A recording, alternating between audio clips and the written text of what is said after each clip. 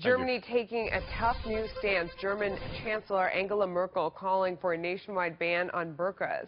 During a speech at her political party's conference, Merkel telling the crowd, quote, "The full veil should be forbidden wherever legally possible." Here now is Zuhdi Jasser, founder and president of the American Islamic Forum for Democracy. A lot of people don't know what to make of this, Zuhdi, and among them, the Council on American-Islamic Relations said, "We believe everyone should be free to wear the clothing of their choice and that laws targeting the tiny minority of Muslim women who wear face coverings are an expression of increasing Islamophobia in Europe."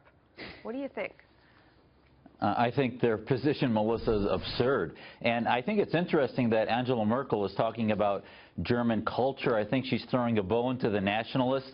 I'm against the burqa. I'm against the face covering. But it doesn't even have to get into the issue of culture. This is about national security. People don't have a right to be walking in public unidentifiable. And if CARE and other Islamist apologist grievance groups want to stand by that, they're ignoring suicide bombers that have gone unidentified.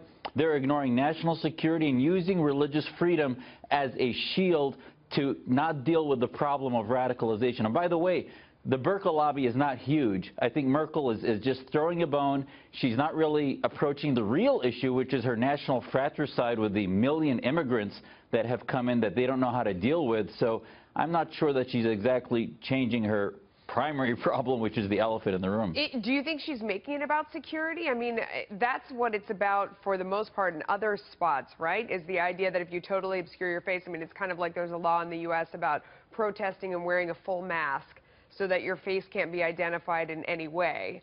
I mean, is that what it really comes down to, you think, in the case of Germany? I think that's what she should make it about. It's more rational, because if she's going to talk about German culture, where was she when she let 1 million people in that 20–30% have sympathies for ISIS, seem to be Islamist, and don't accept any of the rest of it, and are not going to assimilate into German culture. So if she really cares about German culture, she should have been making that argument months, if not years ago. Yeah. But now she should be talking about national security, because, as you said, the Supreme Court, even in America, doesn't stand by what CARE is talking about. You can't have demonstrations with masks where security can't tell who's doing what. When you're in public, you don't have a right to be shielded from identification so that police and others can tell who you are if you commit an act of crime. Why is it not a religious freedom, though, Zuhdi? I mean, for people who feel that if you set security aside, I mean, if this is the way that they want to observe their religion, why isn't it not imposing on that?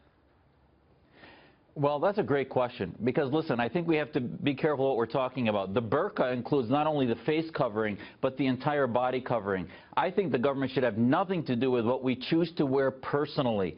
But the face itself, human interaction, when you step out of your home, you are engaging in a social contract with society. The Constitution is about a social contract to protect individual rights, but also to protect our individual rights from others that might infringe on it. If you can't tell what that other is, male, female, you can't tell anything once they cover their face. That is not constitutional. I believe that then becomes a major, not only security issue, but it's not human. It's not a human interaction to have some unknown person interacting with you that you can't engage on an individual, identifiable basis. Interesting conversation. Zuhdi, thank you as always. We appreciate your time.